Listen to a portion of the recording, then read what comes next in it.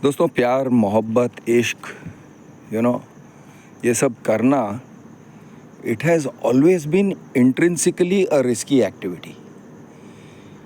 हमको लगता है कि अरे नहीं, it should be a safe activity, इतने रिस्क क्यों हैं? नहीं, आप ज़रा सोचिए, हमेशा से it has been a risky activity for both the male and the female. For example, pregnancy का चांस था, मॉब लिंचिंग का चांस था, आप किसी लड़की को जाके छेड़ के आए या कुछ भी किया, इश्क लड़ाया, थोड़ा भी बात किया वगैरह, तो जात पात के बेसिस पे आपकी पिटाई हो जाती, आपका मॉब लिंचिंग हो जाता। ओके, शायद आप मारे जाते, शायद आप तो क्या, आपका पूरा परिवार मारा जाता। ओके, आपके घर को जला दिए जाते। This kind of risks were there, सिर्फ प्यार करने के कारण।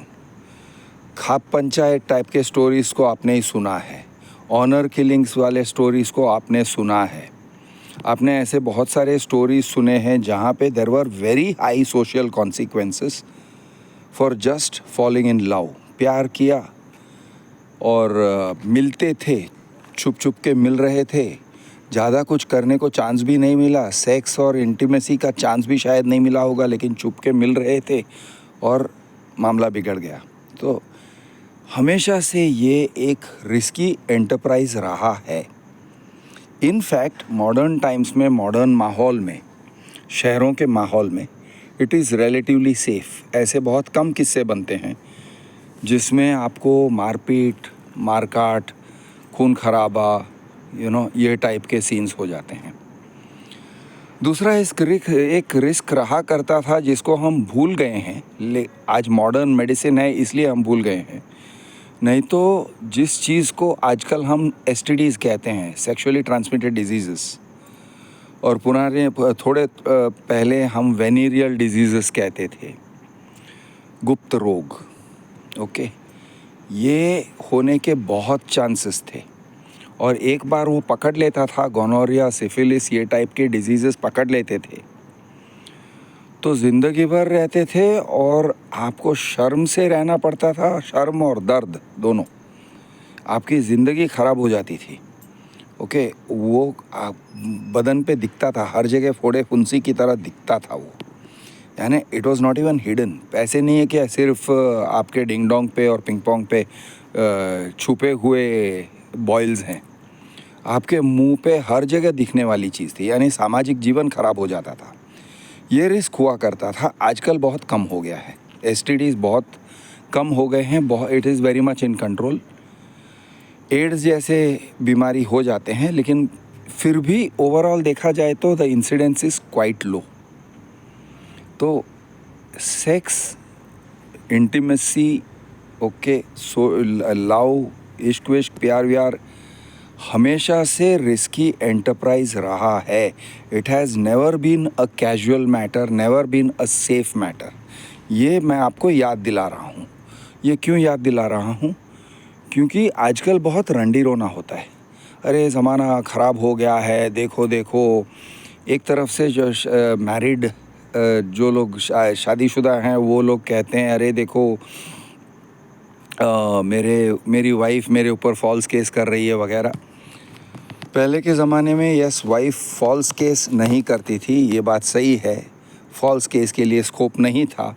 वो लोग विमेन इतने एंटरप्राइजिंग नहीं थे, इतने वकील के साथ जाके मिलना, बात करना, ये टाइप का नहीं होता था।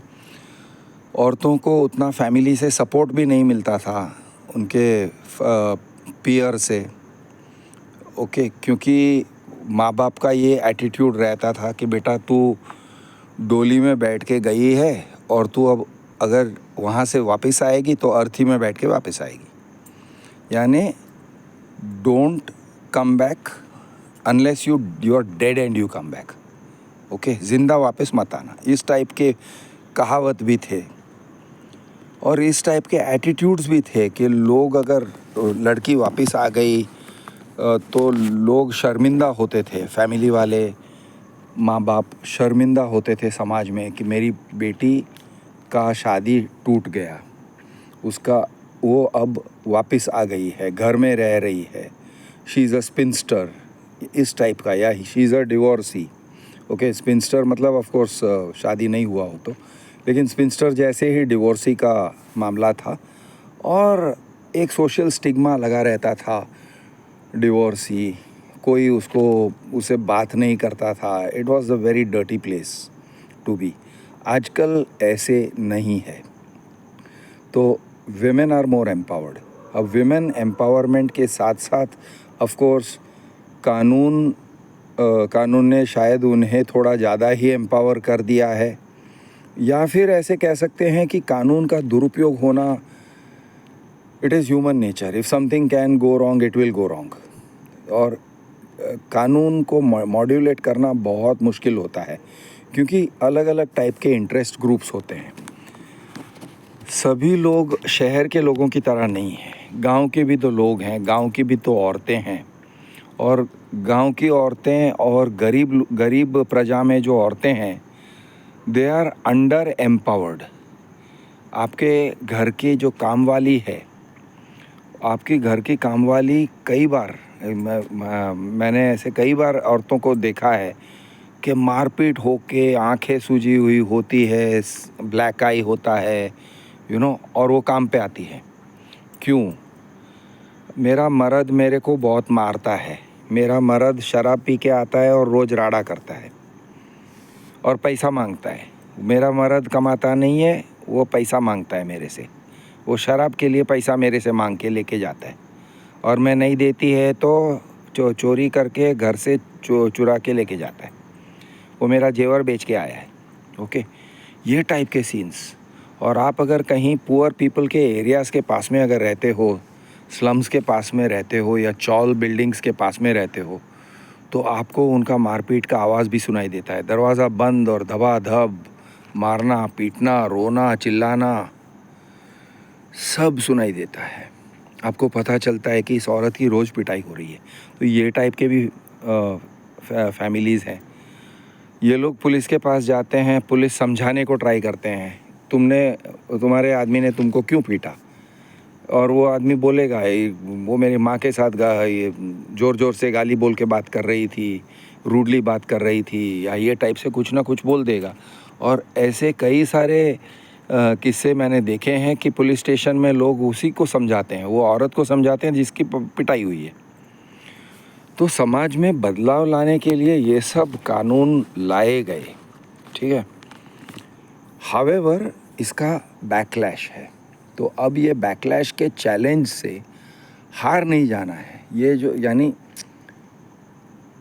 शॉर्ट एंड सिंपल में ऐसे कहूँ कि मेंस राइट एक्टिविस्ट्स का, मैं शायद ये मेंस राइट एक्टिविस्ट की गलती नहीं है, लेकिन जो लोग पत्नी पीड़ित हैं और इस तरह से पत्नी पीड़ित हैं कि 498A केस लग गया, डोमेस्टिक वायलेंस केस लग गया, डाइवोर्स प्रोसीडिंग्स चल रहे हैं, मेंटेनेंस मांग रही है, ये टाइप की जब ये हो जाते हैं, पत्नी पीड़ित लोग हो जाते हैं, तो एक डिफीटिस्ट मेंटालिटी बैठ जाता है। डिफीटिस्ट मतलब मैं विक्टिम हूँ, मैं सिस्टम का विक्टिम हूँ, मैं कभी जीत नहीं सकता हूँ, मैं हार गया। नीडलेस टू से ये लोग चोट खाए हुए हैं। मैं उन लोगों की बात कर रहा हूँ जो लोग सचमुच इनोसेंट हैं। हर मर्द इनोसेंट नहीं होता है, ये भी एक याद रखिए। हर औरत विलन नहीं होती है, हर मर्द भोलू नहीं होता है, कभी कभी मर्द विलन होता है। कुछ परिवारों में मर्द या मर्द के साइड के लोग सारे विलन भी होते हैं। ऐसे नहीं है कि सभी अच्छे हैं और अच्छे भले लोग हैं और ये लड़की है और लड़की के साइड वाले परेशान कर रहे हैं, ऐसे हमेशा नहीं होता है। So let us face the facts, sometimes women are wrong in filing these cases। जानबूझ के गंदे इरादे से ये टाइप के केसेस फाइल करते हैं। फॉल्स चार्जेस, झूठ बोल के ये सारे केसेस फाइल करते हैं, ये सच है। अब जब फॉल्स केसेस हुए होते हैं, मर्दों को बहुत ज़ोर का झटका लगता है। ईगो को तो ठेस पहुंचती है, क्योंकि हमारा एक सेंस ऑफ सिक्योरिटी होता है कि मैं घर में सिक्योर हूँ, मेरी पत्नी मेरे साइड में है, मेरे बच्चे लोग मेरे ही बच्चे हैं, यू नो, और अचानक से सब कुछ हिल जाता है। पत्नी ने केस कर डाला, बच्चे लोग पिताजी के अगेंस्ट गवाही दे रहे हैं, फॉल्स पॉक्सो केसेस किए जा रहे हैं, यू नो, उसने मुझे इधर उधर हाथ लगाया, मेरे साथ गंदी हरकत कर दी, ये टाइप के फॉल्स केसेस कर देते हैं। और पेरेंट्स को भी इन्वॉल्व कर देते हैं 498A और डोमेस्टिक, ये में इसमें सब डोमेस्टिक वायलेंस केसेस में उनके अगेंस्ट केस कर देते हैं कि मेरे ससुर जी ने मुझे मारा, या मेरे ससुर जी ने मुझे छेड़ा, या मेरे ससुर जी ने मुझे ये इस डाउरी के लिए पैसे मांगे, मेरी सास ने मेरे पैसे मांगे, इट गोज़ ऑन। तो तरह तरह के गंदे एलिगेशंस लगाए जाते हैं। अब जब ये होता है तो साइकोलॉजिकल इम्पैक्ट बहुत मुश्किल है सहना, ऑब्वियस बात है, और मैं कह रहा हूँ, लेकिन जो लोग इसमें से गुज़रते हैं उनको पता है कि बहुत मुश्किल होता है इस चीज़ को सहना। बहुत ही ज़ोर का मेंटल झटका लगता है, सदमा लगता है, इट इज़ अ शॉक। आपके पूरे ज़िंदगी के सिक्योरिटी को ये लोग उखाड़ देते हैं, यू फील वेरी इनसिक्योर। तो ये बात सच है। अब यहाँ से to slide into victim mentality कि अब मैं हार गया, मेरा लाइफ बर्बाद हो गया, ऑफ कोर्स लाइफ ख़राब हुआ है, लाइफ को पूरा ट्रैक से उतार दिया है। तो आपके समाज में आपको नीचा दिखाया जा रहा है, आपके फ्रेंड सर्कल्स में आपको अजीब तरीके से देखते हैं, और आपके पेरेंट्स को भी अजीब तरीके से देखते हैं कि ये क्या, इनका डाउरी हैरासमेंट केस हो गया, ये टाइप से। तो शर्मिंदगी से सबका सर झुक जाता है। I agree, it is a grave disaster, absolute disaster है, इसमें कहीं दो बात नहीं है। और मैं इस चीज़ को मिनिमाइज़ नहीं कर रहा हूँ, या मैं इस बात को, I am not trying to explain it away, या मैं इस बात को किसी तरह से भी ये नहीं कह रहा, हल्के में नहीं ले रहा हूँ। गिवन दिस, मैं ये कह रहा हूँ कि विक्टिम मेंटालिटी को छोड़ना होगा, even if it is a complete disaster, even if your life has become a complete shitstorm, ठीक है, आपके सर पे ऐसे महसूस हो रहा है कि आप टट्टी में डूब रहे हो, तो भी आपको किसी तरह से सर उठा के किसी तरह से स्ट्रैटेजिक थिंकिंग करना होगा। अब एक बहुत बड़ा मेंटल ट्रैप ये है कि जब तक कानून नहीं बदलते तब तक हम क्या कर सकते हैं, वी आर डूम्ड। तो मैं इतना ही कहना चाहता हूँ, मेरे लिमिटेड एक्सपीरियंस से, from the limited experience I have with judiciary, करीब 2004 से तो मेरा बहुत ही एंगेजमेंट रहा है जुडिशरी के साथ, बट एज अ जर्नलिस्ट। लेकिन मैं कई सारे केसेस में अक्यूज्ड भी रहा हूँ, कई सारे केसेस मैंने आर्ग्यू किए हैं, कई सारे केसेस मैंने खुद के आर्ग्यू किए हैं, कई सारे रिट पिटिशंस और पब्लिक इंटरेस्ट लिटिगेशंस किए हैं। और अगर आपको लगता है कि मुझे जेल का एक्सपीरियंस नहीं है, तो 1986 में मैं ग्रेजुएट हुआ, 1987 में मुझे जेल में डाल दिया गया अंडर फॉल्स चार्जेस। 1987 में मैं I think 17-18 days police custody plus judicial custody में रहकर आया हूँ। बहुत सीरियस चार्जेस थे, टेररिस्ट टाइप के चार्जेस थे। तो मैं ये सब सहकर आया हूँ। आई अंडरस्टैंड कि at least to some extent I understand what it feels like. I can't say, मैं ऐसे नहीं कह सकता हूँ हाँ मैं जानता हूँ, मैं सब कुछ समझता हूँ, आई अंडरस्टैंड। नहीं, आपके परिवार ने आपके साथ गद्दारी किया है, मेरे परिवार ने मेरे साथ गद्दारी नहीं किया है। तो आपका जो सदमा है वो मेरे सदमे से तो कई, या मेरे एक्सपीरियंस से तो कई ज़्यादा ही गहरा है, अनडाउटेडली। लेकिन फिर भी विक्टिम मेंटालिटी में चले जाने से आपका प्रॉब्लम सॉल्व नहीं होता है। आपको ऐसे सोचना होगा कि स्ट्रैटेजिकली मैं कैसे लड़ूं। अब ये मेंटालिटी में चले जाना कि जब तक कानून नहीं बदलता मैं कुछ नहीं कर सकता, ये मेंटालिटी बहुत गलत है। कानून बदलना is a different game all together.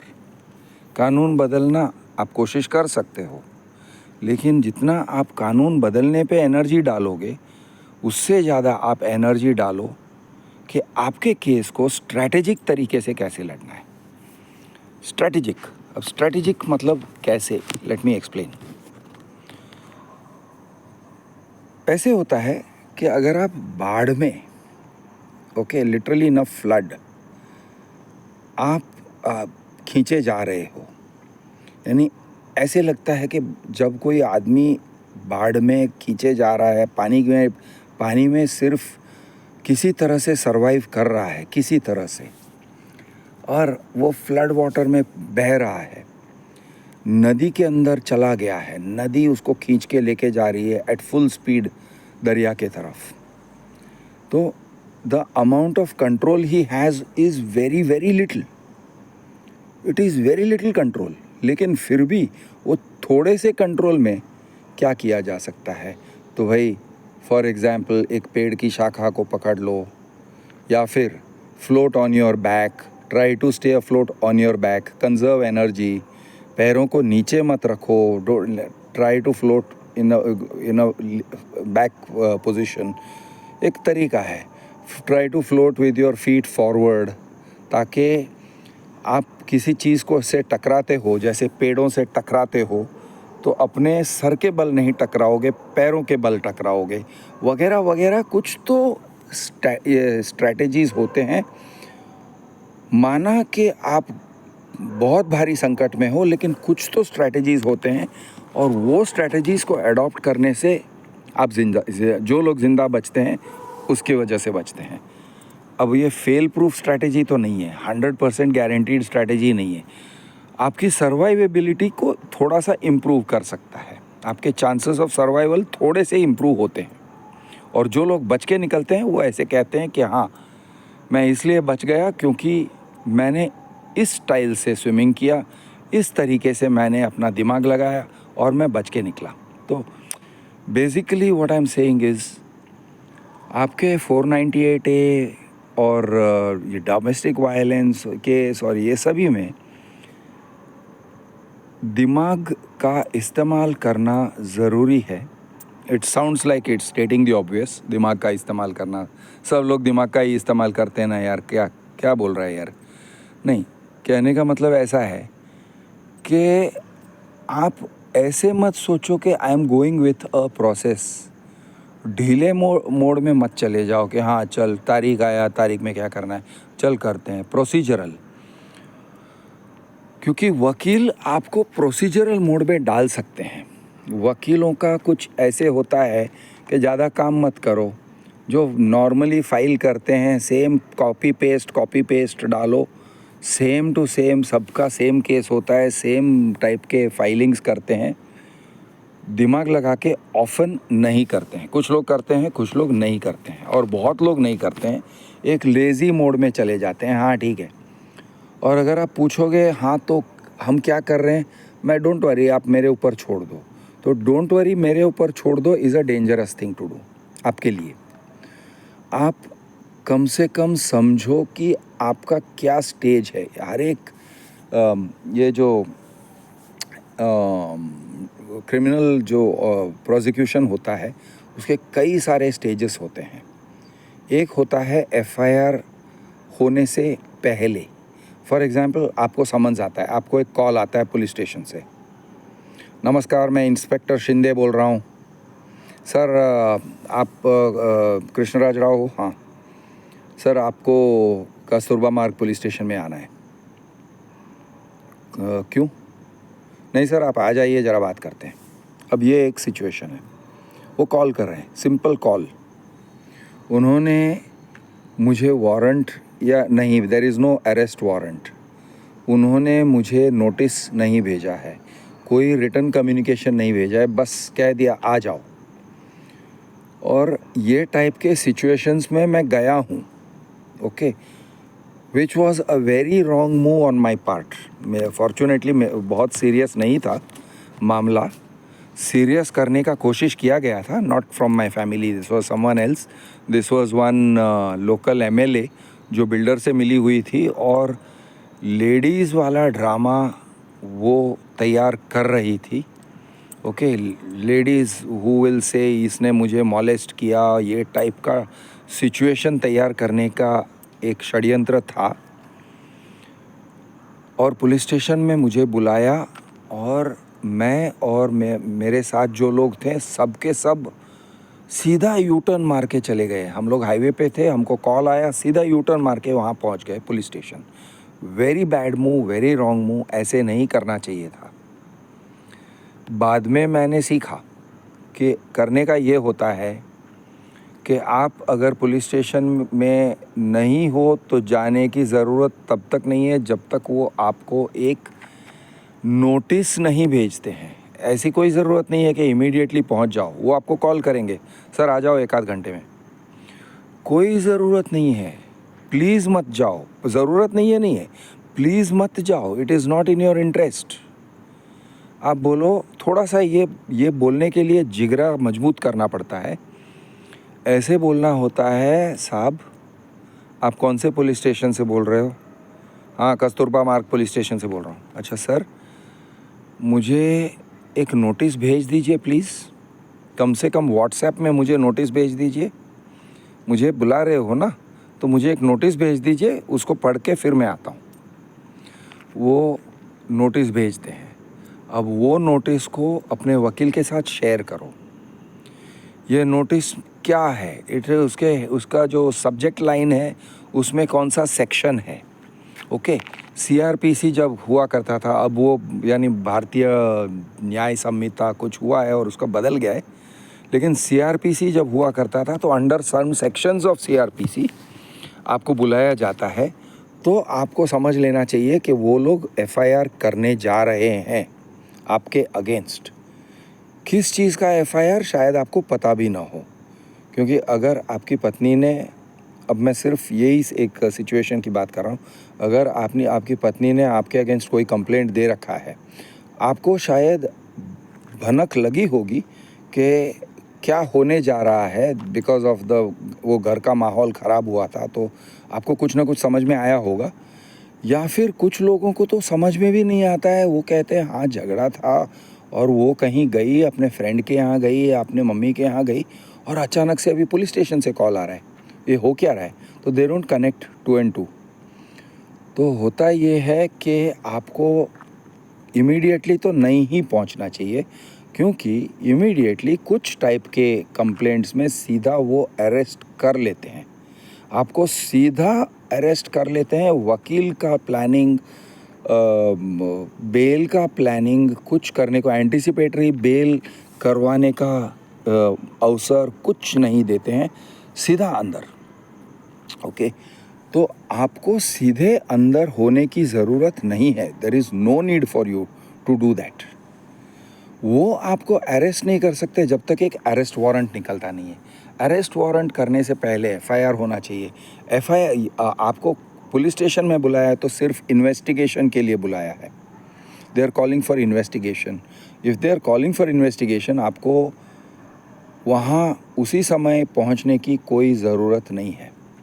तो आप ये कहिए कि सर मुझे नोटिस भेजिए। नोटिस आने के बाद आप अपने वकील को भेजिए। ओके, अपने वकील मतलब ऑब्वियसली आपके टच में कोई वकील होगा, ऐसे मैं कह रहा हूँ। अगर नहीं है तो please try to find somebody. ऐसे मत करो मेरे पास कोई वकील नहीं है, चलो मैं चले जाता हूँ, ऐसे मत करना। वकील को भेजो, कुछ भी नहीं है तो मुझे भेजो, मैं कोई वकील का ट्राई करता हूँ। अगर इफ़ आई एम अवेलेबल और वकील अवेलेबल हैं, मैं ट्राई करता हूँ। गेट सम एडवाइस, क्या करना चाहिए, कि आपका सिचुएशन क्या है। Okay, what are the possibilities. आपको अरेस्ट करने जा रहे हैं तो कुछ तो प्लानिंग करके जाओ, ऐसे ही मत चले जाओ। Okay, so this is one thing.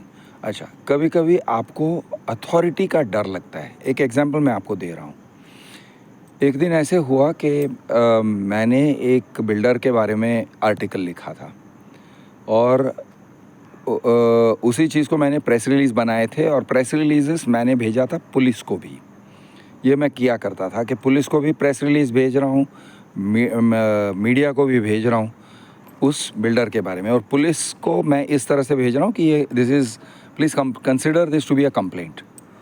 तो मुझे एक दिन यहाँ के ही was a DCP I think, एक DCP क्राइम ब्रांच ने मुझे कॉल किया, बोले पुलिस स्टेशन में आ जाओ। मैंने बोला क्यों?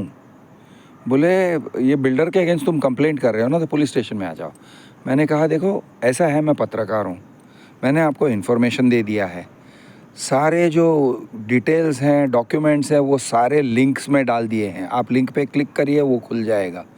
यानी आपको एविडेंसेस भी मैंने दिया है आपको तो अब कंप्लेनेंट मैं नहीं हो सकता हूँ, कंप्लेनेंट वो है जो बंदा अग्रीव्ड है। अब ये जो बंदा था DCP वो सुनने को तैयार नहीं है। आप इनफैक्ट मिस्टर राव, मैं गाड़ी भेज रहा हूँ, आप बैठोगे गाड़ी में, आके बैठ जाओ। दिस हैपेंड समटाइम इन 2015 या 16। मैं गाड़ी भेज रहा हूँ, आप आके बैठिए। आई सेड शिट यार, ये मेरे पीछे पड़ गया है। मैंने बोला सर आप पहले एक नोटिस भेजिए। उसने नोटिस भी भेजा, रिटर्न वाला, बाई पोस्ट नोटिस भेजा। वो नोटिस को मैंने पढ़ा, ठीक से पढ़ा, समझा, और समझ के मैंने किसी वकील से भी शायद कंसल्ट किया, और उसने कहा देखो क्रिश, इस चीज़ में जाने की ज़रूरत नहीं है, this is not an FIR being filed against you. वो सेक्शन नहीं है CRPC का ऊपर जो उसके सब्जेक्ट हेडर में। तो ही इज़ कॉलिंग यू, अपनी अथॉरिटी के यूज़ कर रहा है, लेकिन उसके अथॉरिटी की सीमा है। You don't have to go, मत जाओ। इन फैक्ट फाउल प्ले हो सकता है, क्योंकि वहाँ पे पुलिस स्टेशन में तुम उसके साथ किसी तरह से आर्ग्यू करोगे या फिर वो अचानक से वो भड़क जाएगा, कुछ बोलेगा, तुमने मेरे ऊपर हाथ उठाया, एक यूनिफॉर्म पुलिस ऑफिसर पे हाथ उठाता है। When the builder is involved be careful, ऐसे कह के मेरे दोस्तों ने भी, कुछ जो जानकार दोस्त थे उन्होंने भी मुझे वार्न किया, और मैं नहीं गया। प्लेन एंड सिंपल, मैं नहीं गया। आई डिड नॉट गो, और कुछ नहीं हुआ।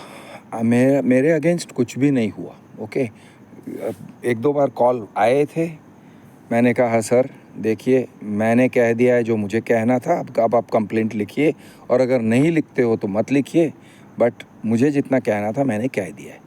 तो then the matter ended for me. This is 2015 या 16 में हुआ था। तो इस तरह से होता है, आप पुलिस स्टेशन से कॉल आता है, ब्लाइंडली मत जाओ। अब ये मैंने एक चाल समझाया, एक चाल, ओके, एक टैक्टिक।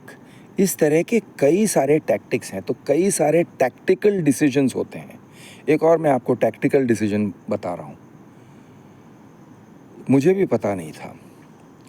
जब मेरे अगेंस्ट और मेरे जो साथ में बहुत सारे और लोग थे, 9 और लोग थे, हम सब के अगेंस्ट एक केस बना था, झूठा केस बना था by the Maharashtra chief information commissioner.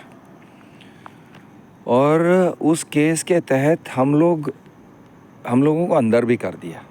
Okay, हम लोग पुलिस कस्टडी में भी रह के आए और जुडिशल कस्टडी में भी रह कर आए। उसके बाद बेल मिली। अब बेल मिलने के बाद मेरे फंडे क्लियर नहीं थे। तो मेरा फंडा ये था कि मुझे अपना इनोसेंस साबित करना है, और and I was going out of my way innocence साबित करने के लिए कि मैं मासूम हूँ, ये लोगों ने जो क्रिमिनल चार्जेस लगाए हैं वो झूठे हैं।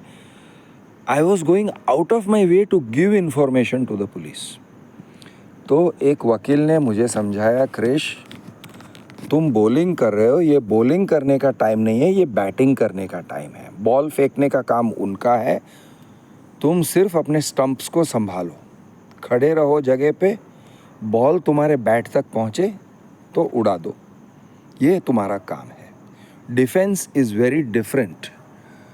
मेरा जो मेंटालिटी था कि I have to prove my innocence, he said no, they have to prove your guilt. मेरा ये भी मेंटालिटी था कि जो भी पुलिस वाला सवाल करता है उसका जवाब दे दो। Police officer is authority and you have to cooperate with the law. बात सच है, you have to cooperate with the law. At the same time एक और बात भी सच है कि हर सवाल का जवाब देना ज़रूरी नहीं है। और ये भी सच है कि अगर किसी सवाल का जवाब देते हो तो कितना डिटेल में वो जवाब देते हो वो आप डिसाइड करोगे। तो कम डिटेल में दो, ज़्यादा डिटेल में मत दो। जितना ज़्यादा डिटेल आप पुलिस को देते हो अपने जवाब में, उनके पास उतना ज़्यादा सामान हो जाता है आपके अगेंस्ट। वो they are able to construct a story. वो बेसिकली एक नैरेटिव बनाते हैं। एक एफआईआर और एक चार्जशीट सिर्फ और सिर्फ एक नैरेटिव है। माना कि police questioning tactics, interrogation tactics बहुत मुश्किल होते हैं उसको साइडलाइन करना। ये मैं बार बार एक्सपीरियंस कर चुका हूँ। इवन रिसेंटली, मतलब 3 साल मेरे अगेंस्ट एक क्रिमिनल केस है, okay, which is going on. एक रुनवाल नाम के बिल्डर ने कर रखा है। मेरे चैनल पे काफ़ी इसके बारे में इंफॉर्मेशन है। उसके लिए जब मुझे पुलिस स्टेशन में बुलाते थे, स्ट्रैटेजिकली मैं जवाब देता था, लेकिन स्ट्रैटेजिकली जवाब देने में भी मैंने गलती किए हैं। और एंड ऑन हाइंडसाइट मुझे पता चलता है कि जो मैंने जवाब दिया, जिस चीज़, जो फैक्ट्स और जो मटेरियल मैंने उनको दिए, उन्होंने वही फैक्ट्स और मटेरियल, यानी जिससे मैं अपनी मासूमियत साबित करना चाहता था, वो लोग उन्हीं फैक्ट्स एंड मटेरियल्स को ट्विस्ट करके, मिस इंटरप्रेट करके डेलिबरेटली एफआईआर को ज़्यादा मजबूत करने में यूज़ किया है और चार्जशीट में सब्सटेंस दिखाने के लिए यूज़ किया है। हालांकि उसमें कोई सब्सटेंस नहीं है, बट सब्सटेंस दिखाने के लिए उन्होंने मिस रिप्रेजेंट किया है उस चीज़ को। तो ये मैं देखता हूँ कि आप जितना मटेरियल दोगे पुलिस को, उतना मटेरियल वो लोग मिस यूज़ करते हैं। अगर उन्होंने मन बना लिया है कि आपके अगेंस्ट एफआईआर करना है और फिर उसके बाद मन बना लिया है कि आपके अगेंस्ट चार्जशीट करना है, तो वो लोग बना के रहेंगे। अब यहाँ पर मैं जो कहने जा रहा हूँ, ध्यान से सुनिए, बिल्कुल शैतानी चाल है। ये शायद कई बार काम कर जाएगा। There is a time to bribe police officers, okay. Bribe करके छूटने के लिए एक समय होता है, एक गोल्डन पीरियड रहता है। उस समय में सही तरीके से सही amounts, now obviously 498A domestic violence type के केसेस, उनको लगता है कि ये आदमी बहुत परेशान होने वाला है, वो जानते हैं, वो आपको स्क्वीज़ करेंगे। यानी ऐसे मत सोचो कि 5-10 हज़ार दे के छूट जाओगे। छोटा रकम नहीं होगा, बड़ा रकम होगा। वो लोग बड़े हाथ मारेंगे, लाइक 50,000 दो, 1 लाख दो, 2 लाख दो, वगैरह। और मैं कह रहा हूँ ऑन रिकॉर्ड, सही तरीके से, by the right channels, okay. Channels कौन होते हैं? फॉर एग्जांपल कुछ वकील होते हैं, वो वकील पुलिस स्टेशन के स्पेशलिस्ट होते हैं। और भी सुपर स्पेशलाइजेशन होता है कि वो उस पुलिस स्टेशन के कौन से पुलिस ऑफिसर को, या उस पुलिस स्टेशन के कौन से पॉइंट, या उस जोन में, not even police station, it is zone, ACP zone, किसको पैसे खिलाने से काम हो जाएगा आपका, ये बात वो लोग जानते हैं। ऑफ कोर्स वो पैसे खाएंगे भी। वो वकील अगर आपने 5 लाख रुपए दिए तो संभव है कि वो वकील 2 लाख रुपए खुद रख लेंगे और 3 लाख रुपए पास ऑन करेंगे, या 3 लाख खुद रख लेंगे और 2 लाख रुपए पास ऑन करेंगे। सो हाईली पॉसिबल। लेकिन देर इज़ अ टाइम जहाँ पे आप ब्राइब करके छूट सकते हो। ब्राइब दे दो, वो लोग एफआईआर को वीक बना देंगे या एफआईआर बनेगा ही नहीं। ब्राइब नहीं देते हो, एफआईआर बन जाता है and then the process takes its course. FIR होने के बाद ब्राइब दे दो, ओके, आई एम सॉरी, मैं बहुत गंदा साउंड कर रहा हूँ, ब्राइब देने की बात कर रहा हूँ, ओके। आदर्शवादी आदमी ऐसे ब्राइब्स देने की बात कैसे, घूसखोरी की बात कैसे कर सकता है, करप्शन की बात कर रहा है, करप्शन की एडवाइस दे रहा है। Yes, I am fucking giving you advice on corruption, okay, but it's just a dirty fact of life. It's a dirty fact of life कि हमारी जुडिशरी में कई सारी जगह हैं जहाँ पे करप्शन होता है, खुल्लम खुल्ला होता है। पुलिस ऑफिसर्स ब्राइब लेते हैं,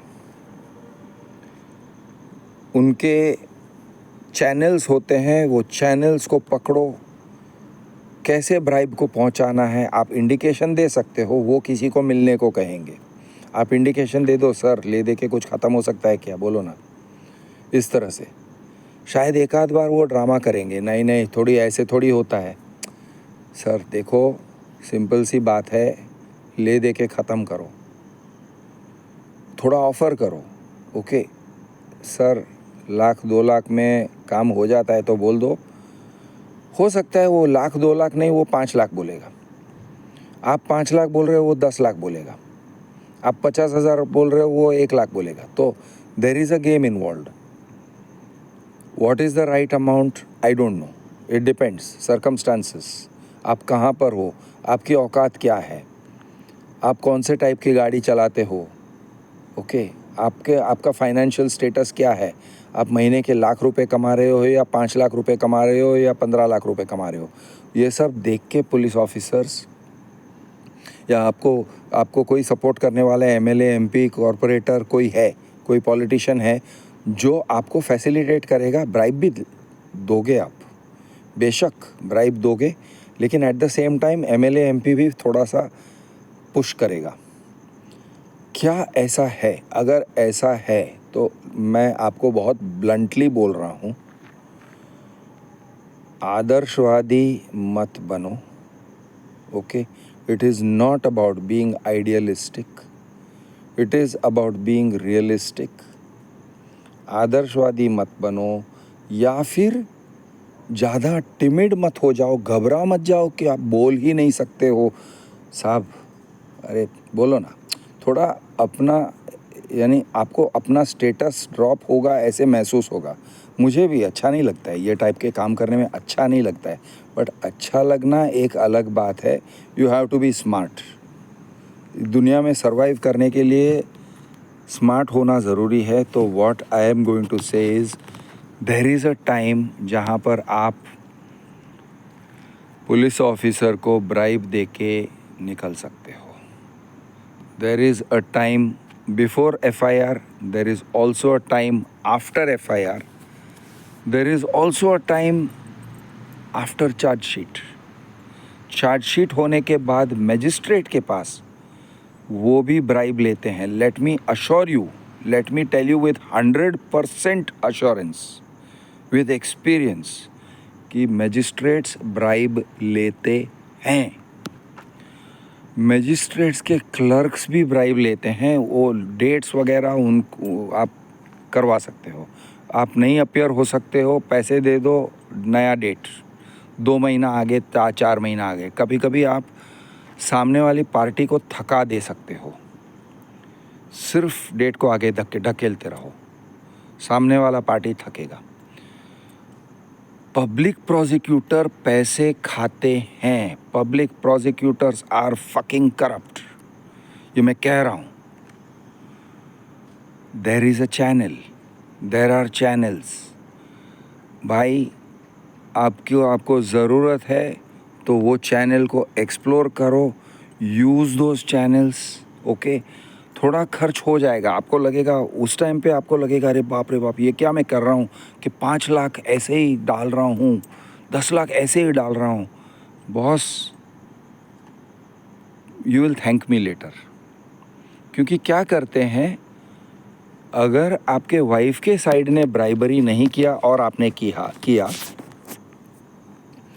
तो आपके अगेंस्ट एफआईआर ढीला हो जाएगा। Okay, small technical nut bolts को लूज़ कर देते हैं, या आपके अगेंस्ट चार्जशीट ढीला हो जाएगा, या चार्जशीट फाइल ही नहीं होगा, या फिर चार्जशीट होने के बाद भी magistrate will insist on settlement. Magistrate जो है उसका पूरा एटीट्यूड रहता है कि तुम सेटल करो, तुम सेटल ही करो। वो दिखाएगा, अपने पूरे बॉडी लैंग्वेज में दिखाएगा कि भाई, वो डांटेगा भी। He will even threaten you, या threaten you means threaten the other side, कि देखो तुम इंसिस्ट करोगे ना, ये केस मैं चलाऊंगा ना, तुम्हारे लिए बहुत भारी पड़ेगा। ये टाइप से ओपन थ्रेट्स मिलते हैं। अरे पुलिस स्टेशन से ओपन थ्रेट्स मिलते हैं, सर आप ये केस चलाओगे ना, आपके लिए भारी पड़ेगा। ये टाइप के ओपन थ्रेट्स इंस्पेक्टर्स दे देते हैं। सर आप ये केस कर रहे हो, मैं एक्सपीरियंस के साथ बोल रहा हूँ, सर आप ये केस कर रहे हो, बहुत प्यार से सीधे with a very straight face, police inspector, senior police inspector, incharge of the police station. इसके बाद आप बार बार जा सकते हो क्या? आप परेशानी झेल सकोगे क्या? आपको लगेगा अरे मैं कंप्लेनेंट हूँ, मुझे किस बात की परेशानी? वो बाद में पता चलेगा। आपको परेशान करते हैं, they have found ways, they have made the ways to harass you. वो बार बार आपको पुलिस स्टेशन में बुलाएंगे, बार बार आपको मजिस्ट्रेट कोर्ट में बुलाएंगे, कभी लोक अदालत से के नाम से बुलाएंगे, कभी डेट पे बुलाएंगे। They know how to harass you. कभी आप कंप्लेनेंट हो लेकिन आपका अरेस्ट वारंट निकल जाएगा, आपको लगेगा मेरा अरेस्ट वारंट क्यों निकला? No, you are not cooperating with the investigation. अरे फक यू मैन, मैं कंप्लेनेंट हूँ, कैसे न, वो निकाल देते हैं। फॉल्स होता है, it is like done with a clerical error वगैरह, लेकिन वो कर लेते हैं, पेपर वर्क बना लेते हैं, और वो कच्चा पर्चा पेपर वर्क होता है, यानी उसको फाड़ के फेंक देंगे, it will never enter into the real books. ये टाइप का काम कर लेते हैं। लेकिन जो लोग कंप्लेनेंट्स भी घबरा जाते हैं कि शिट यार, ये क्या हो रहा है, मैं कंप्लेनेंट हूँ और मेरा अरेस्ट वारंट निकल रहा है। अरेस्ट वारंट दे देगा वो आपको, यू रिपोर्ट हियर, नहीं तो आपको पिकअप कर रहे हैं, ये टाइप से। तो what I mean to say is, as a defendant, अभी मैं डिफेंडेंट्स को सपोर्ट कर रहा हूँ, and of course I hope कि मेरी बात जो पहुंच रही है, it is to innocent people, और अगर नॉट इनोसेंट पीपल को फ़ायदा हो रहा है, well that's just how the world is, it's not a perfect world.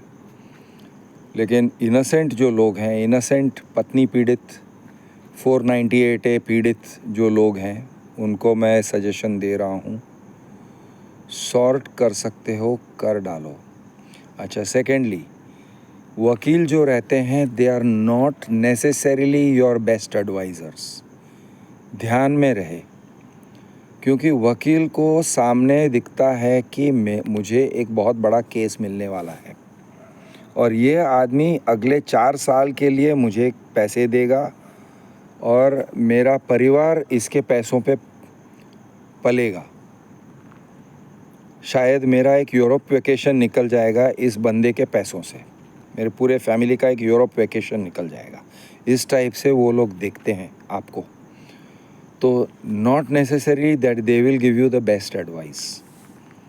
Settle करने की बात आती है, समटाइम्स मौके पे चौका मार के सेटल कर देना होता है। एक एग्जांपल दे रहा हूँ, अगर वाइफ 498A करने निकली है, I am giving you an example, okay, live example. Sometimes it may be possible के आउट ऑफ कोर्ट या even in before police settlement करवा के ले लो। सेटलमेंट के papers, of course there are down sides, up sides, tricks, बहुत कुछ है इसके अंदर, लेकिन कभी कभी ले दे के ख़त्म करने का पॉलिसी करो। सामने वाले को थोड़ा ऐसे दिखाओ कि भाई चल मैं तेरी बात अभी से मान लेता हूँ, तुझे मेहनत करने की ज़रूरत नहीं है, तू मेहनत मत कर, तू ये 490 का झूठा केस ये सब जफ़ा मत कर, ये ले पैसे और दफ़ा हो जा। ये टाइप का काम कभी कभी ऐसे करने के मौके निकलते हैं, कर डालो, करो। या फिर कर डालो मैं नहीं कह रहा हूँ, क्योंकि you have to think about it in merit, लेकिन एक्सप्लोर करो, थिंक अबाउट इट सीरियसली कि कर सकते हैं कि नहीं, करना चाहिए कि नहीं, consult with friends, apply your mind. ये सभी चीज़ें जो हैं ये आपको एस्केप रूट्स एंड एग्जिट्स दे रहे हैं। आपको एग्जिट्स के तरफ बहुत सीरियसली देखना चाहिए before entering into the situation, because enter हो जाओगे, चार्जशीट हो गया, मजिस्ट्रेट के सामने प्रोसीडिंग्स शुरू हो गए, घुस जाओगे उसके अंदर, फिर कहीं एग्जिट्स मिलना मुश्किल होता है। ऑफ कोर्स उसके अंदर भी बहुत सारे स्ट्रेटेजिक मौके मिलते हैं, हर चीज़ में स्ट्रेटेजिक मौका मिलता है। तो और एक मैं आपको स्ट्रेटेजिक बात बताता हूँ। मेरे वकील दोस्त मुझे बताते हैं, एक नहीं अनेक वकील, कि ये टाइप के केसेस में 498A वगैरह के केसेस में होता क्या है। ऑफ कोर्स मैं जनरलाइज कर रहा हूँ, हर एक में एवरी केस इज़ डिफरेंट, लेकिन ये टाइप के केसेस में होता क्या है कि औरतें इनिशियली बहुत एंथुजियास्टिक रहती हैं और औरतों को उनके वकील समझाते हैं डोंट वरी वो सेटलमेंट पे आ जाएगा वगैरह। 1 तारीख 2 तारीख 3 तारीख जाते हैं, ओके, और मैं वकील आपके केस में अटेंड कर रहा है, ऐसे एज्यूम कर रहा हूँ कि सामने वाले आपकी वाइफ का वकील आ रहा है आपके केस में, बिकॉज प्रोसिक्यूशन में नॉट नेसेसरी कि आपके वाइफ के साइड का वकील आ रहा हो, और अगर नहीं आ रहा है बाय द वे अगर नहीं आ रहा है तो पब्लिक प्रोसिक्यूटर को पैसे खिलाओ, मैजिस्ट्रेट को पैसे खिलाओ, नट बोल्ट डिले कर दो, ख़त्म।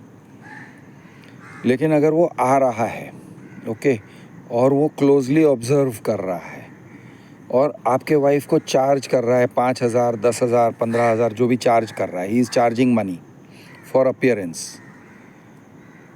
इफ़ आप अगर अर्निंग मेंबर हो और आपकी वाइफ अर्निंग मेंबर नहीं है और आपका कोई आप मेंटेनेंस नहीं दे रहे हो, वो डाइवोर्स प्रोसीडिंग्स ये सब अगर नहीं हुए हैं, मेंटेनेंस नहीं दे रहे हो वगैरह, तो होता क्या है कि वो लीगल फीस स्लोली भारी पड़ने लगते हैं।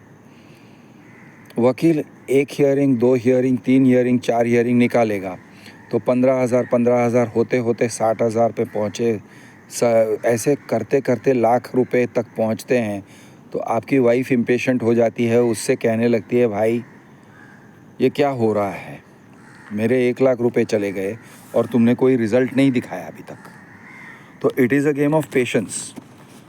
एक बार वो पेशेंस हार जाती हैं तो सेटलमेंट करना इजी हो जाता है, okay, it's just a fact, it is just a simple fact कि उसका पेशेंस चला जाता है, वो ख़त्म हो जाता है, उसके या तो उसके फाइनेंशियल रिसोर्सेज कम होने लगते हैं या फिर उसका वकील के साथ अनबन होने लगता है।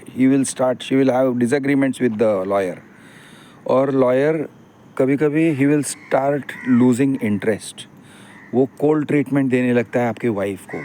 आपकी वाइफ बड़बड़ा रही है, वो सुन नहीं रहा है, वो सुनना नहीं चाहता है, वो बात नहीं करना चाहता है, ये टाइप के सिचुएशंस हो जाते हैं। तो जब ये होता है it means she is weakening, वो वीक हो रही है। आपको क्या करना है भाई, लगे रहो, चुपचाप लगे रहो, दिमाग लगाओ, देखो क्या हो रहा है। अगर मौके पे आपको पब्लिक प्रोसिक्यूटर को या किसी को फोड़ सकते हो, क्वाइट ऑनेस्टली फोड़ दो भाई, प्लीज़ जस्ट डू इट। यानी गुनहगार लोग तो फोड़ते ही हैं, फोड़ना मतलब ब्राइब देम, गुनहगार तो करते ही हैं, इनोसेंट लोग उतना नहीं करते। गुनहगारों को समझाने वाले बड़े बड़े वकील आ जाते हैं, इनोसेंट लोगों को समझाने वाले कोई नहीं आते। इनोसेंट लोग भोले बन के लगे रहते हैं और स्ट्रैटेजिकली नहीं लड़ते, वो स्ट्रैटेजी लगा के दिमाग लगा के नहीं लड़ते। प्लीज़ दिमाग लगाओ, ओके, ये ऐसे यानी विक्टिम बन के बैठे मत रहो, या विक्टिम बन के रोना धोना करोगे और अरे हाय हाय ये कानून कब बदलेंगे। भाई कानून बदलेंगे या कानून को बदलने का काम भी आपको ही लेना पड़ेगा, लेकिन ठीक है, that is a later objective और दैट इज़ अ, आपके लिए वो अर्जेंट नहीं है। आपको अर्जेंट ये है कि आपका केस को संभालो, पहले किसी तरह से कहाँ से बच के निकल सकते हो निकल लो। So this is one. अच्छा, और एक आपको एक स्ट्रेटेजिक बात बताता हूँ कि जब आपका जो केस है वो क्रॉस एग्जामिनेशन के स्टेज पे आ जाता है, क्रॉस एग्जामिनेशन के स्टेज में ओके, आपका वकील आपके वाइफ को कटघरे में खड़ा करेगा। उस टाइम पे आपके वकील, आपका जो वकील है वो नॉर्मल वाला ऑर्डिनरी वाला वकील नहीं होना चाहिए। ओके, ऑर्डिनरी वाला वकील जो बस रूटीनली काम करते रहता है, ऐसा नहीं होना चाहिए। ओके, आपके पास स्मार्ट वकील होना चाहिए, अग्रेसिव वकील होना चाहिए। कुछ वकील ऐसे होते हैं कि क्रॉस एग्जामिनेशन में आपकी वाइफ जिसने झूठ बोला था, झूठे केसेस किए थे, उसकी हर बात के ऊपर फोकस करेंगे। एक एक सवाल इतने बारीकी से करते हैं कि वो डिमोरलाइज हो जाएगी। और वो भी एक सेशन नहीं होता है, 4-4, 6-6 सेशंस, 4-4, 6-6 तारीख सिर्फ उस एक इंसान को क्रॉस एग्जामिनेशन में निकाल देंगे। और अगर किसी और ने झूठ बोला था, ब्रदर इन लॉ ने झूठ बोला था, किसी ने भी झूठ बोला था ना, फॉल्स केस बनाने के लिए फॉल्स एक्यूजेशंस किए थे, तो उस चीज़ का चीर फाड़ किया जाता है क्रॉस एग्जामिनेशन में। उस स्टेज पे आपका वकील थोड़ा एक्सपेंसिव भी होगा, लेकिन आपको चाहिए एक एक्सपीरियंस्ड वकील, एक्सपीरियंस्ड थोड़ा सीनियर काउंसिल टाइप का वकील, जिसका दिमाग तेज़ है और जिसकी स्पेशलाइजेशन है cross examination. It is a specialised job. Cross examination से वो जो केस है उसको बहुत वीक किया जा सकता है या फिर ख़त्म भी हो सकता है। वो केस ख़त्म हो सकता है सिंपली बिकॉज क्रॉस एग्जामिनेशन में आपकी वाइफ वो प्रेशर नहीं सह सकी, या कोई और अगर साथ दे रहा था झूठ बोलने में, तो वो प्रेशर को सहन नहीं कर सकते और झूठ को सामने रख देते हैं। साइकोलॉजिकल प्रेशर में ब्रेक हो जाते हैं और झूठी चीज़ को बोल देते हैं कि हाँ भाई मैंने ऐसे झूठ बोला, ये गलत था, ऐसे बोल देते हैं, ओपनली बोल देते हैं प्रेशर में आके, या झूठ पकड़ा जाता है, खुद का कॉन्ट्रडिक्शन कर लेते हैं। तो ये टाइप का काम करवाना होता है आपके वकील को, तो उस स्टेज पे स्ट्रैटेजिकली सोचना ज़रूरी होता है। इट इज़ नॉट इनफ कि हाँ वकील बोलता है डोंट वरी, मेरे पे भरोसा रखो, मैं कर रहा हूँ, तुम बैठो तुम देखो, और अगर आपका वकील कह रहा है डोंट वरी अपील में ले लेंगे, नहीं नहीं नहीं नहीं नहीं।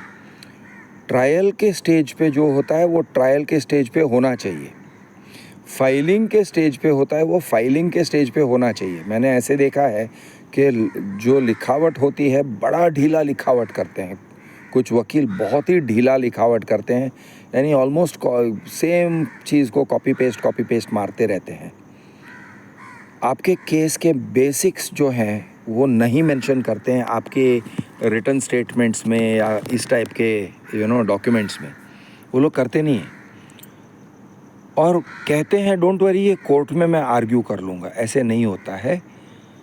लिखावट कड़क होना चाहिए और आपका बोलने में भी कड़क होना चाहिए। आपके वकील को, यानी आपका वकील सामने वाले वकील पे भारी पड़ना चाहिए। ओके, अगर पब्लिक प्रोसिक्यूटर है तो पब्लिक प्रोसिक्यूटर के ऊपर भारी पड़ना चाहिए आपका वकील। अगर एंटिसिपेटरी बेल लेना है या बेल लेना है तो बेल मैटर में आपके वकील का आर्ग्यूमेंट और उसका पर्सनालिटी होना चाहिए, एक स्ट्रॉन्ग पर्सनालिटी होना चाहिए। Of course it may come at a cost, हो सकता है कि वो 10-15-20 हज़ार पर हियरिंग नहीं लेगा, वो 40-50 हज़ार पर हियरिंग ले लेगा।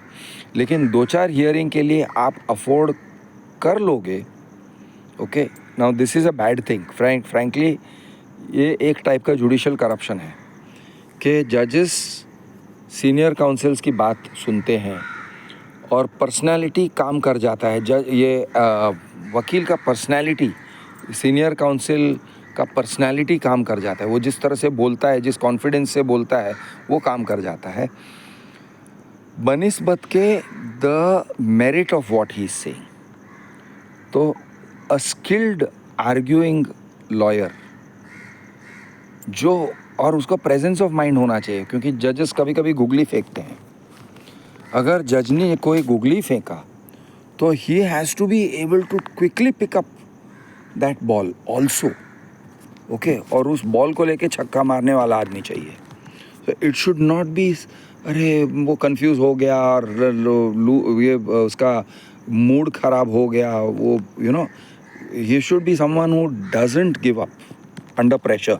तो ये टाइप के पर्सनालिटीज़ वाले लॉयर्स ऑफ कोर्स ढूंढना मुश्किल है, लेकिन ढूंढना पड़ेगा और मिलते हैं, ढूंढोगे तो मिलेंगे भी। लुक फॉर स्ट्रेटेजिक ओपनिंग्स, सामने वाले के वीकनेसेस को फाड़ दो। लुक फॉर स्ट्रेटेजिक एस्केप्स, जहाँ पे आपको एस्केप मिलता है वो एस्केप ले लो। उनके सामने वाले के वीकनेसेस को देखो कि क्या वीकनेस है उनके स्टोरी में। सामने वाले के साइकोलॉजिकल वीकनेस को देखो, फाइनेंशियल वीकनेस को भी देखो कि वो फाइनेंशियली कितना वीक है, ओके। और उसका इस्तेमाल करो। सामने वाले को ललचाओ कि देखो भाई सेटलमेंट करना है, चलो सेटलमेंट की बात करते हैं। तो क्या करते हैं, ये सेटलमेंट की बात कह के उनको लगता है कि चलो अभी बात ख़त्म हो रही है तो स्ट्रॉन्ग फाइलिंग करने की ज़रूरत नहीं है या स्ट्रॉन्ग स्टांस लेने की ज़रूरत नहीं है। ऐसे वो फॉल्स कॉन्फिडेंस में आ जाते हैं। There are so many things, it's a strategy game. मैं मेरा प्लेनली एक सिंपल बात कहूँ और कहते हुए मुझे थोड़ा गंदा भी लगता है, लेकिन ये फैक्ट है। आपको लगेगा कि it is about your innocence, आप इनोसेंट हो, आप मासूम हो, आपकी वाइफ झूठी है, उसने झूठे आरोप लगाए, आपको सिर्फ साबित करना है कि वो कितनी झूठी है और आप कितने सच्चे हो। No, it is not about that. It is about technique, it is about procedure, it is about tricks, पैंतरे। आपको पैंतरा अपनाना पड़ेगा, आपके वकील को पैंतरे अपनाने पड़ते हैं और सही मौके पे चौका मारना पड़ता है, मौका क्रिएट करना पड़ता है, ओपनिंग्स क्रिएट करने पड़ते हैं। You have to create an opening, और अगर वो करोगे तो आप केस जीत जाओगे, okay. This is how cases are won. Cases are not won based on आपका मेरिट, ये मासूम है, वो गिल्टी है, इस पे केसेस नहीं जीते जाते हैं। केसेस टेक्निकल पे जीते जाते हैं। मैं आपको एग्जांपल दे रहा हूँ, सलमान खान मेरिट पे नहीं निकला है, सलमान खान टेक्निकल पे निकला है। और प्रोसिक्यूशन को प्रूव करना पड़ता है beyond a shadow of doubt. तो वो जो शैडो ऑफ डाउट है, वो शैडो ऑफ डाउट को क्रिएट करना, चौड़ा करना, उसको डार्कन करना, ये सब काम आपके वकील का होता है और आपका होता है, आपका भी होता है। वकील के ऊपर मत छोड़ो, आपका भी होता है। स्ट्रैटेजिक थिंकिंग मत छोड़ो।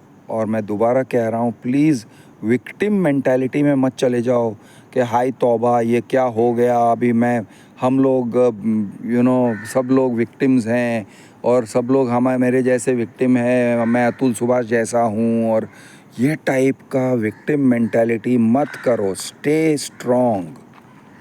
आप कहोगे यार कृष तुम्हारे लिए कहना ईजी है। नो, मैं भी कुछ ऐसी चीज़ों में से गुज़र चुका हूँ, मैं ऐसे बहुत सारी चीज़ों में से गुज़र चुका हूँ, लेकिन मैं एक्सप्लेन करने बैठूँगा यहाँ पे तो आप कहोगे कृष अपनी तुरतुरी बजा रहा है। तो I don't want to do that. I am just telling you plain straightforward simple thing. stay strong, stay agile, stay alert, stay positive, stay aggressive. Okay, aggression दिखाओ, करो, स्ट्रेटेजिक. आपको मौके मिल रहे हैं. आप ऐसे मत सोचो अरे ये तो क्या हो रहा है, देयर इज़ ओनली प्रोसीजरल, कुछ भी नहीं हो रहा है. नहीं, आपको मौके मिल रहे हैं. जगह जगह पे आपको एस्केप मिलेगा. एक ही कानून में बहुत सारे फीचर्स होते हैं, बहुत सारे प्रोविजंस होते हैं, बहुत सारे सेक्शंस होते हैं, बहुत सारे छेद होते हैं, जिसको यानी उसको यूज़ करके आप निकल सकते हो. प्लीज़ ये नेगेटिव मेंटालिटी में मत चले जाओ. ये कानून जब तक नहीं बदलता है हम लोग विक्टिम्स हैं, ऐसे मत करो यार. Be positive, be aggressive, be have a sense of mission कि ठीक है साला, ये आ गया है ना, ये प्रॉब्लम आ गया है ना, चल अब मैं जीत के दिखाऊंगा. ये एकदम बेकार प्रॉब्लम है, ठीक है, बहुत मेरा किरकिरी हो गया है, मेरा इज़्ज़त पूरा मिट्टी में मिला दिया है, ठीक है, अब मैं जीत के दिखाऊंगा. You know, this is the mentality, hero mentality बनाए रखो यार. मूवीज़ में आप ये पिक्चर में, कोई भी पिक्चर में देखोगे, हीरो पहले पिटता है, हीरो बहुत पिटता है. आपको लगेगा कि हीरो पिट गया, it is finished, the game is over. फिर जाके हीरो पीटता है ना, यानी he prevails against all odds. तो हीरोइज़म यही होता है कि you have to prevail against all odds. आपको लड़ना है, आपको हारना नहीं है. सो सॉरी, आई मीन, आपको कभी लगेगा नहीं यार क्रिश यू डोंट अंडरस्टैंड यार. No, I do understand, but I understand also this, battles are fought in your mind. आप नेगेटिव नैरेटिव वाले लोगों के साथ अगर चले जाते हो, नहीं कानून जब तक नहीं बदलता हम सब अतुल सुभाष के साथ जैसे ये करना चाहिए, don't do that, don't fucking think like that. ऐसे मत सोचो. Stay aggressive, stay clever. Okay, cleverness से दुनिया जीती जाती है. कनिंग रहो, think like a fucking criminal.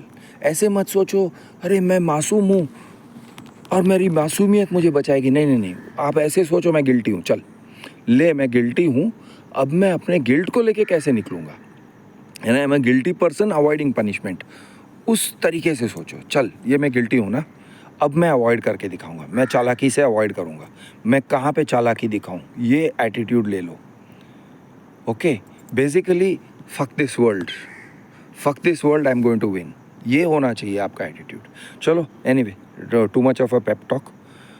शुभ रात्रि, गुड नाइट, शबा खैर, कल मिलेंगे. ओके, चलो बाय बाय, स्टे पॉजिटिव.